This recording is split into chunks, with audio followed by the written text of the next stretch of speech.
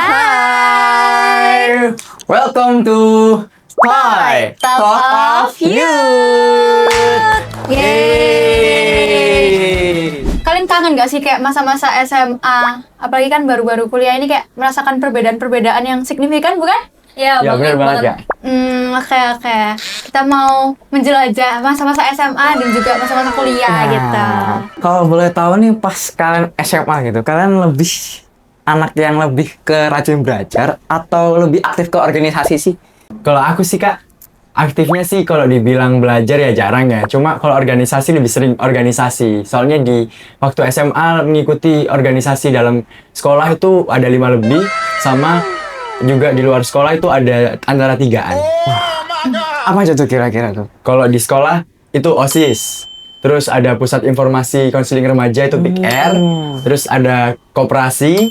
Terus ada pramuka. Dan juga yang terakhir itu kalau nggak salah ada HIMO juga. Oh. Sangat aktif ya. Aktif banget ya. Aktif. Oke. Di mana sekolahnya? Kasih tahu. Ya, boleh. Sekolahnya di mana? Sekolahku di SMA Katolik Santo Thomas Aquino, Kota Mojokerto. Oke. Oke. Nice. Dari kamu? Kalau aku lebih ke aktif organisasi juga.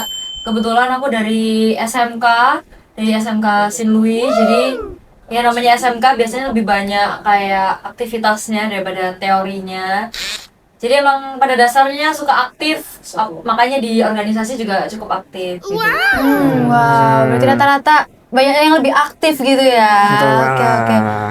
Kira-kira hal-hal yang kalian kangenin di masa-masa SMA itu apa aja sih? Kalau yang aku kangenin waktu masa-masa SMA itu makan bareng waktu istirahat sama teman-teman, terus ngerjain kerja kelompok biasanya, terus juga kayak jajanan kantin. Nah itu nomor 1 guys, jajanan kantin. Kalau aku ya Kak ya, guys jujur yang pertama itu paling kangen itu temennya. Soalnya mungkin udah lama ya di SMA kan 3 tahun nih. Kita baru masuk di kuliah ini baru berapa bulan ya, belum kerasa ya mungkin pertemanannya. Kalau di SMA itu pertemanan nongkrongnya itu pasti yang paling dinanti solid abis gitu. Itu yang Keluarganya dapet banget ya iya di bener SMA. banget. Menurut kalian yang perbedaan yang udah terlihat jelas antara SMA sama kuliah ini apa? Jam pembelajarannya sih. Kalau di SMK kan kayak jam pembelajarannya itu ya dari pagi sampai sore kayak gitu kan. Sedangkan kalau kuliah kan enggak kayak gitu, bisa mungkin kita mulai dari siang atau misal jam hari ini cuma jam 8 sampai jam 9, tapi nanti lanjut lagi sorenya, kayak jamnya itu enggak sama lah istilahnya. Bener banget Kak. Terus juga kalau di yang udah kurasain sekarang ya, itu yang pertama kan kalau di SMA itu yang nyari gurunya ya. Kita dicari bukti tugasnya belum selesai. Ini jangan lupa ya besok ini. Cuma di kuliah ini kan kebetulan MK juga ya Kak ya. Itu ternyata kita yang harus cari dosennya juga. Jadi kayak kalau kita nggak kayak gitu itu udah selesai gitu kan. Harus inisiatif. Benar. Kalau misalkan ngomongin tentang perbedaan SMA sama kuliah nih kan, pasti kan ada tantangan tersendiri kan. Kalau misalkan mungkin dari Mukti dulu deh, apalagi kan ini dari luar kota ya, dari Mojokerto ya. Dari Mojokerto terus ke Surabaya, terus pastinya kan lingkungannya berbeda, orang-orang juga berbeda. Nah itu tantangannya kayak apa? Tantangannya ya ini Kak, kayak pertama insecure. Jujur kayak lihat kan sebenarnya bukan dari Mojokerto, di Mojokerto juga ngekos Kak. Kalau di asiku Jombang, di Desa Wonosalam. Nah, apalagi pergi ke bener-bener kota Surabaya kan. Di situ ngeliatin temen-temen ini kayak ya mungkin culture shock ya. Mereka tuh kayak di atas-atas semua. Jadi kayak insecure sih pertama. Yakinin diri tuh harus percaya diri. Kalau aku sih harus beradaptasi ya, soalnya kan kita kumpulnya tuh sekarang dari teman-temannya tuh juga nggak yang dari satu sekolah yang sama gitu kan, dari banyak sekolah yang beda-beda, ada yang dari luar kota juga, contohnya kayak Mukti gini, pasti beda lah kulturnya kita itu, pasti kayak kita harus adaptasi lagi sama teman-teman baru yang beda. Intinya gitu. Jadi harus saling memahami gitu ya. Nah, ngomongin tentang adaptasi nih, gimana cara kalian itu membangun circle pertemanan yang ada di kuliah ini, yang gimana latar belakangnya tuh beda-beda gitu. Gimana cara kalian membangun circle di kuliah ini gitu? Pertamanya kan kita dari PPK ya, biasanya tuh PPK itu ada satu teman kelompok gitu kan, terus dari situ kita kenal. Contohnya kayak aku kenal Mukti karena kita satu kelompok juga waktu itu. Terus cara kita bisa bangun pertemanannya walaupun beda-beda itu ya dengan cara kita tuh coba cari kesamaan yang bisa kita bahas gitu. Misal karena kita sama-sama Vkom gitu, kita tanya, oh kamu suka apa, kamu suka komunikasi, terus kita bisa jadi ini tuh topik pembicaraan circle kita gitu, kayak pertemanan kita. Kalau dari aku sih Kak, kayak sebenarnya ya bener. Pertama itu dari kelompok. Alhamdulillah puji Tuhannya bisa kelompokan sama teman-teman yang bener-bener solid. Dan kemarin kita tersolid juga ya kemarin. Dan juga di situ kayak ngerasa akhirnya sebenarnya bukan dari temennya juga, dari kitanya sendiri. Kita mau nggak temenan sama yang lain juga. Jadi kalau aku sih bebas. Jadi kalau mau temenan sama yang lain, kita rasain semua temenannya. Cuma misalnya kalau ada yang nggak cocok, ya kita temenin. Cuma ya jangan di cut off. Nah, kalau pas awal-awal masuk kuliah ini kan, kira-kira kalian punya bayangan nggak sih kayak kira-kira nanti di kuliah itu bakal seperti apa sih? Kira-kira kalian punya bayangan nggak sih sebelumnya?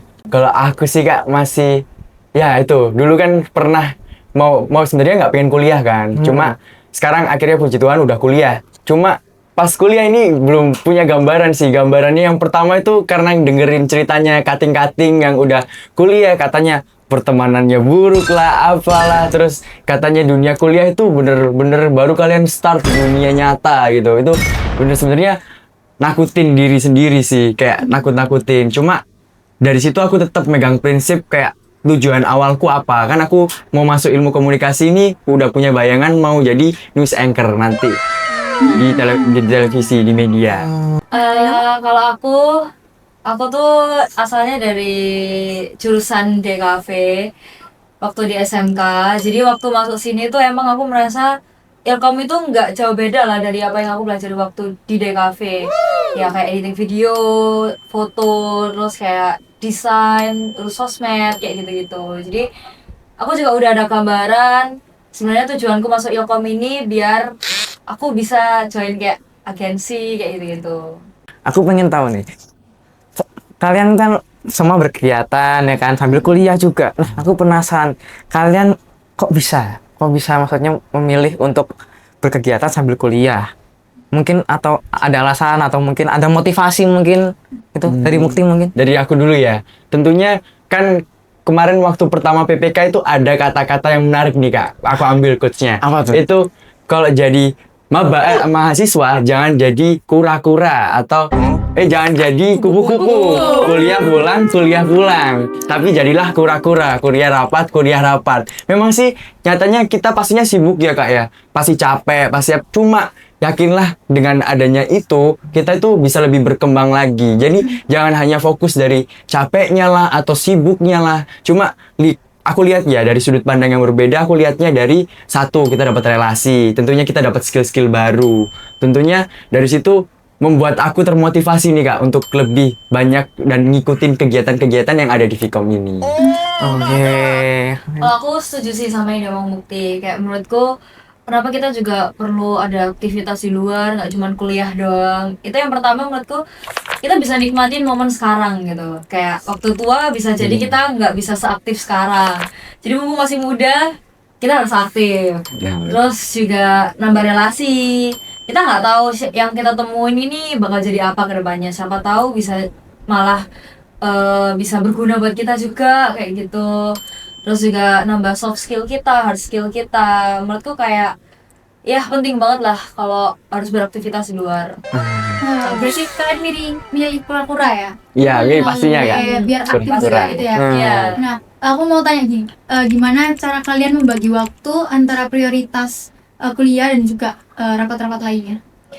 Kalau aku sih cara aku bagi waktu biasanya aku bakal memilah dulu mana yang lebih urgent. Misal besok ada event gitu, tapi aku juga ada tugas kuliah. Kalau tugas kuliah aku nggak se-urgent itu, mungkin aku bakal cuma ngerjain 30% dari tugas dulu, terus baru aku akan ngerjain yang ada di luar itu gitu. Setelah itu baru nyelesain tugas kuliah kalau semuanya udah selesai. Kalau dari aku sih mengatur dari kan masih baru ya Kak ya jadi mahasiswa ini masih belum 1 bulan lah hitungannya ya. Jadi kalau aku caranya waktu SMA dulu itu mengatur schedule Kak. Jadi dengan cara kayak misalnya sekarang nih akan ada kegiatan kan pastinya direncanain dari jauh-jauh hari. Pastinya kita udah, kalau aku pakai tanggalan. Jadi udah tak merahin nih di sini nanti acara misalnya acara podcast atau acara apa. Nah, jadi di acara itu usahain mungkin kalau misalnya ada tugas kita harus sudah kerjain. Kalau misalnya urgent nih berapa hari lagi tiba-tiba tugas dadakan, sebisa mungkin kita kerjain pada hari itu juga. Jadi dengan time management seperti ini aku yakin nggak bakal keteteran untuk manage waktunya Kak. Oke. Iya, kayak tips dikit gitu ya, berarti harus tahu prioritas dan juga bikin schedule yang tertata gitu ya, biar tahu mana yang perlu dikerjain dulu, mana yang bisa ditunda sedikit gitu ya. Oke. Kira-kira kalian punya kayak saran nggak sih? Kalian kan berarti kan udah kayak berani untuk keluar dari zona nyaman nih kan, dengan berkegiatan dan juga berkuliah. Nah, kira-kira kalian punya kayak saran nggak sih untuk teman-teman gitu?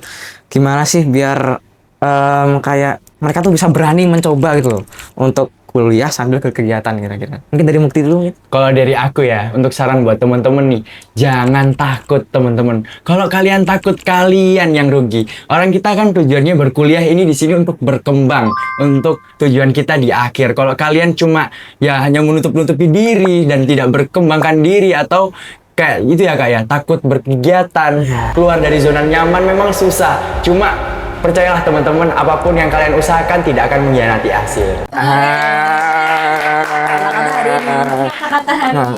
Kalau dari kamu gimana coba? Kalau dari aku sih jangan takut buat nyoba juga. Bener kata Mukti. Karena menurutku lebih baik kita tuh coba dulu. At least kita udah tahu endingnya tuh gimana. Daripada kita nggak nyoba sama sekali dan malah penasaran terus sampai tua terus jadi penyesalan, itu kayak sad banget ya nggak? Iya, bener. Daripada nggak nyoba ya sama sekali. Nah, jadi itu Lovely. Kuncinya adalah jangan takut mencoba, harus berani. Nggak perlu mikirin kata-kata orang ya. Bener banget. Nikmatin aja gitu. Terus ini Kak, jangan takut gagal. Soalnya orang yang tidak mencoba itu lebih buruk daripada yang tidak mencoba. Betul. Justru orang yang nggak berani justru orang yang nggak pernah gagal itu artinya mereka nggak pernah nyoba. Luar biasa ya. Oke. Nah, kalian kan ini aktif banget gitu ya. Nah, pernah nggak sih kayak dapet omongan dari orang-orang atau head kayak ini terlalu aktif deh, kayak apa sih gitu. Nah, kira-kira apa yang harus kalian lakuin dan ngapain aja kalian? Ya. Kalau aku sih ya pasti pernah ada. Cuman menurutku anggap aja mereka sirik. Mungkin mereka nggak bisa seaktif kita atau mungkin mereka nggak punya kesempatan yang kita dapat. Jadi kayak ya udah, toh mereka juga nggak maksud tuh nggak berpengaruh ke kehidupanku, lebih berpengaruh aku aktif gitu kan. Jadi anggap aja angin lewat. Nah, bener banget. Kalau dari aku gitu. Kalau aku setuju banget Kak. Pertama ya, untuk teman-teman kalau takut diomongin orang lain, jangan takut teman-teman. Karena gini Kak, aku pernah denger quotes lagi nih Kak. Karena kalau bukan donatur jangan ngatur bos. Gitu. Jadi memang sih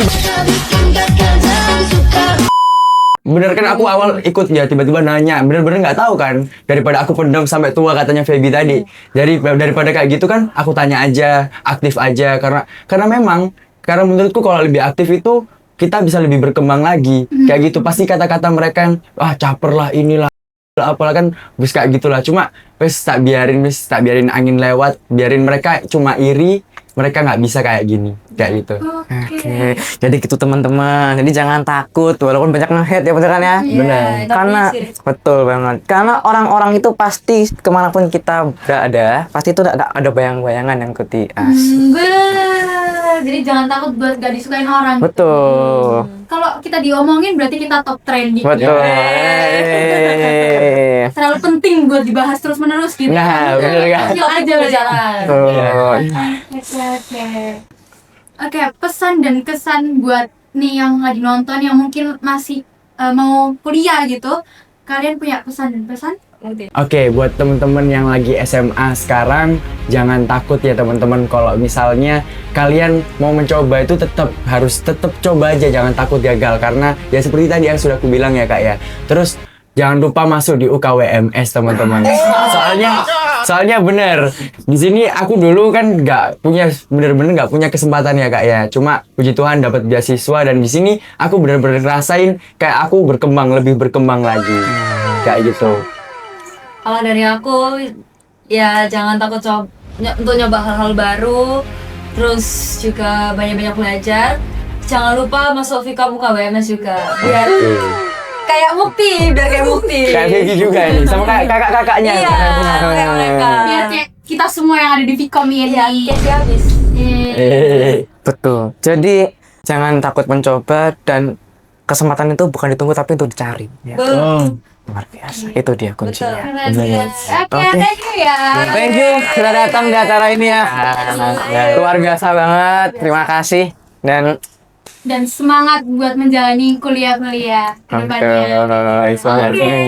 Oke, teman-teman sekian dan bye-bye.